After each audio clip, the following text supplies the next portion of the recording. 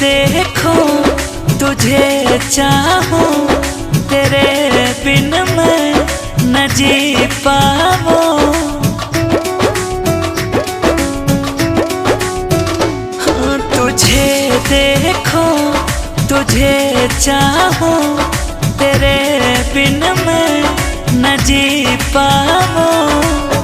इतनी लाचारी है मुझे, इश्क की बीमारी है मुझे, इश्क की बीमारी है।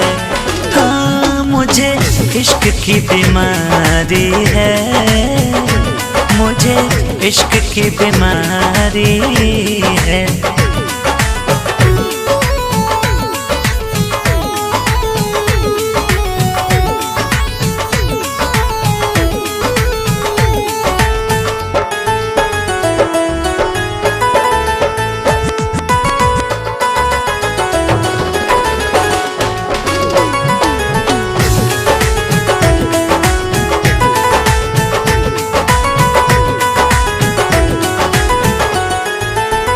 मेरे सीने में तू है, दिल की धड़कन में तू है, आती जाती सांसों में बसी तेरी खुशबू है।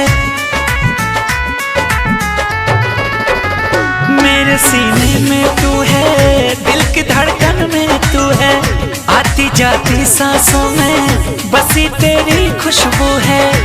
तेरी रूह से भी की मैंने यारी है, तेरी रूह से भी की मैंने यारी है। मुझे इश्क की बीमारी है, मुझे इश्क की बीमारी है।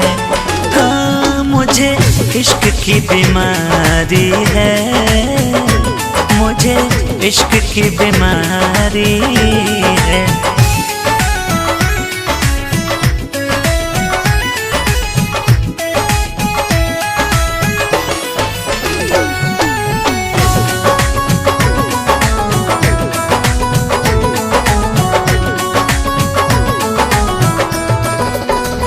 बिखर जाऊंगा बिछड़ के, बढ़ गई इतनी चाहत, जान भी दे सकता हूँ अजित को दे तू इजाजत। बिखर जाऊंगा बिछड़ के, बढ़ गई इतनी चाहत, जान भी दे सकता हूँ गोविंद को दे जो इजाजत। जानो जान से भी तू मुझको प्यारी है, हाँ जानो जिंदगी से तू मुझको प्यारी है। मुझे इश्क की बीमारी है, मुझे इश्क की बीमारी है। हाँ, मुझे इश्क की बीमारी है, मुझे इश्क की बीमारी है। तुझे देखूं तुझे चाहूं, तेरे बिन मैं न जी पाऊं।